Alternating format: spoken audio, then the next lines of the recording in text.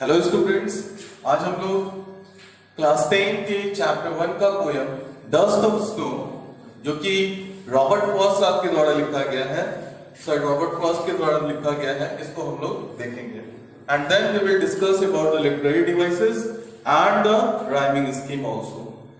सबसे पहले पोएट के बारे में थोड़ा सा डिस्क्राइब कर देते हैं।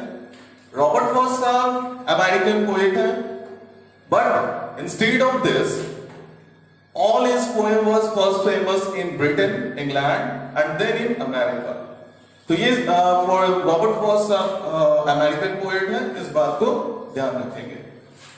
Then we come forward towards our poem Dust of Snow. The way a crow shook down on me the dust of snow from a hemlock tree. Hemlock tree, it's a poisonous plant. आप लोग hemlock को जानते होंगे, हमारे यहाँ जो धतूरे का जो पेड़ होता है, थोड़ा इतना बड़ा बड़ा हाइट में होता है, वो उसको ट्री बोलो या प्लांट बोलो। Has given my heart a change of mood and saved some part of a day I had rued in the sense की वेस्ट करना, बर्बाद करना। जैसे कि आप लोग देख रहे हो, इसमें बस इतना ही छोटा ये पोयम है और इसमें सबसे बड़ी बात क्या है कि ज्यादा इसमें लिटरेरी डिवाइसेस का इस्तेमाल नहीं किया गया, बस इन्होंने कुछ ऐसे चीजों को रिफर किया, जैसे क्रो एक सैडनेस का प्रतीक है, जैसे बोलते हैं घर पे कौवा होता है, बोलते हैं यार उसको उड़ा दो, है ना। या फिर हेमलॉक ट्री, ये भी सैडनेस को रिफर करता है। हेमलॉक ट्री पॉइजनस प्लांट, ये भी तुम्हारा सैडनेस को ही रिफर करता है। तो बोलते हैं रॉबर्ट फ्रॉस्ट साहब, The way a crow shook down on me, shook down on me मतलब मेरे ऊपर शुक करता है, बैठता है, नहीं। एक्चुअली क्या था, ये एक पेड़ के नीचे, इस हेमलॉक पेड़ के नीचे, प्लांट के नीचे बैठे हुए थे। किसी चीज का उनको दुख होगा, किसी चीज का उनको अफसोस होगा, पछतावा होगा, दैट्स व्हाई वो वहां पे टेंस होकर बैठे हुए थे।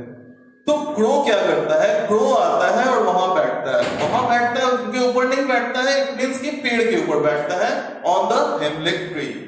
The way A crow shook down on me the dust of snow, यहां जो डस्ट है बच्चों, ये डस्ट कोई मिट्टी का डस्ट नहीं है, ठीक है, ये डस्ट है कण पार्टिकल्स, जो छोटे छोटे पार्टिकल्स जो स्नो के होते हैं, उसको रिफर किया जा रहा है। तो the dust of snow from a hemlock tree has given my heart a change of mood। जब वो बैठता है, हेमलॉक ट्री के ऊपर में बैठता है, यहाँ पे क्रो के मूवमेंट को डिस्क्राइब नहीं किया गया है, यहाँ पे डायरेक्ट यही कह दिया उन्होंने कि बस वो आकर बैठता है। कैसे बैठता है, क्या करता है कि डस्ट ऑफ स्नो, स्नो का जो डस्ट है वो झड़ता है, ये सारी चीजें नहीं दिखती हैं। उसके बाद बोला जा रहा है कि वो जो डस्ट, स्नो का जो डस्ट उड़ता है, उससे उनके हार्ट में कुछ चेंजिंग आता है, कुछ चेंजेस आता है। हैज गिवन माय हार्ट, वो जो स्नो का जो डस्ट था वो उनके हार्ट में कुछ चेंजिंग लाता है, कुछ चेंजेस लाते हैं, जिससे उनका मूड बिल्कुल भी चेंज हो जाता है। पहले वो कैसे थे, पहले वो सैड थे, बहुत ही अफसोस में थे, बहुत ही डिप्रेसिंग में थे, डिप्रेस थे वो। बट अब क्या है कि जैसे ही उनके ऊपर स्नो का डस्ट जो है कि गिरता है, तो क्या होता है, उनका मूड, उनका हार्ट बिल्कुल भी चेंज हो जाता है। देन रॉबर्ट फ्रॉस्ट कहते हैं एंड सेव्ड सम पार्ट, और कुछ पार्ट बचा लिया जाता है। किस चीज का कुछ part, of a day I had rued. यहां आई किसको रिफर किया जा रहा है, I the poet Robert Frost.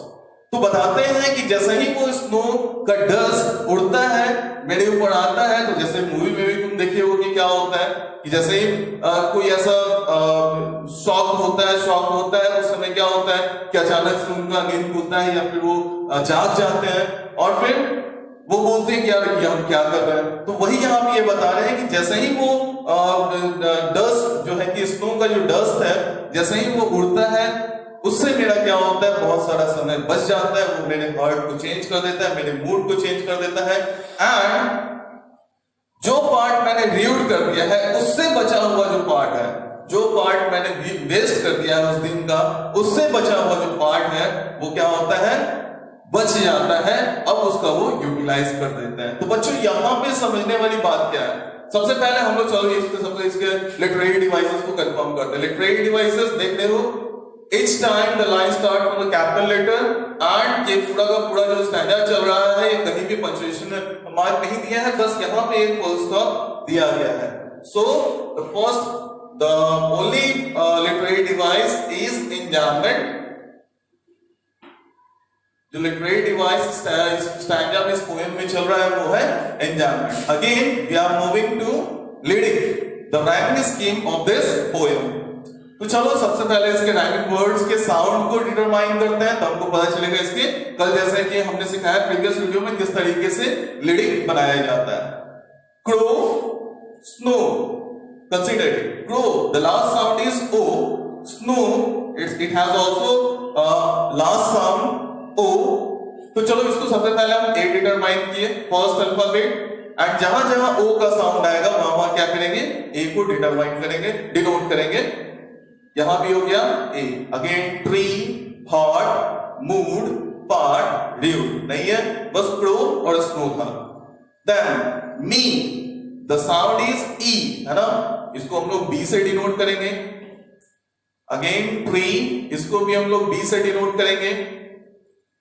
Heart, अब यहां पे कोई ई का साउंड नहीं आ रहा है, अब क्या, अब सेकंड अल्फाबेट के लिए चलेंगे हार्ट, ये हो गया मेरा C. The third, the next alphabet, the next sound, heart के बाद यहां देखो पार्ट आ रहा है ना, ये हो गया सी। देन मूड, रियू, तो उड का साउंड जो लास्ट में आ रहा है ये हो गया तुम्हारा D, and it is also your D. तो इसका राइमिंग स्कीम क्या बना, इसका राइमिंग स्कीम बना ए बी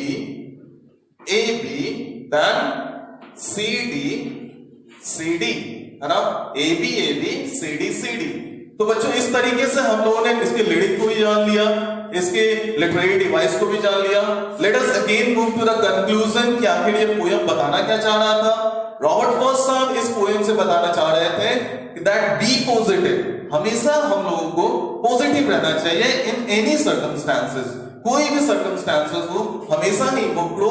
वो हेमलॉक ट्री के नीचे बैठे हुए थे, बट अचानक कोई क्रो आता है और उस हेमलॉक ट्री के ऊपर बैठता है, और जैसे ही वो बैठता है तो क्या होता है, स्नो ऑफ डस्ट, वो जो पार्टिकल्स होते हैं स्नो के वो उड़ते हैं, और उनका अचानक से हार्ट और मूड क्या होता है, सही हो जाता है, अच्छा हो जाता है, एंड इससे इनके उस दिन का रेस्ट ऑफ द पार्ट बच जाता है। तो बच्चों हमेशा हम लोगों को पॉजिटिव रहना चाहिए। रॉबर्ट फॉस्ट साहब का यही कथन था, यही वो समझाना चाहते थे। Now I am giving you a question to do you by yourself, तो उस क्वेश्चन को कीजिए और फिर जब स्कूल खुलेगी तो हम लोग उसको देखेंगे। तो बच्चों ये है तुम्हारे सामने क्वेश्चन सेल्फ अटेम्प्ट के लिए। यहां बोल रहा है, have you there been times when you felt depressed और होपलेस? क्या तो कभी कोई ऐसा समय तुम्हारी लाइफ में आया है जब तुम डिप्रेशन या फिर होपलेस अपने आप को फील किए हो?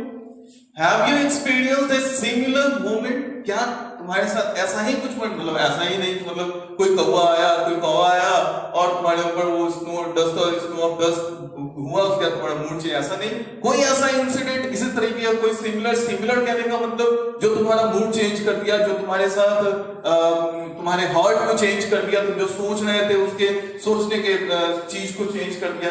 क्या कभी ऐसा कुछ हुआ है जो कि तुम्हारे चेंज कर दिया हो तुम्हारे मूड का उस दिन?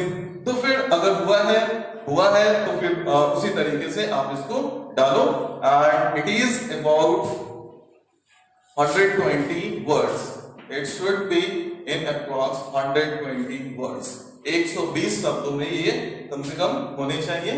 तो इस बात को आप कंफर्म कीजिएगा। चलिए इसको पॉज कीजिए, स्टॉप कीजिए, सिद्धार्थ बाबू।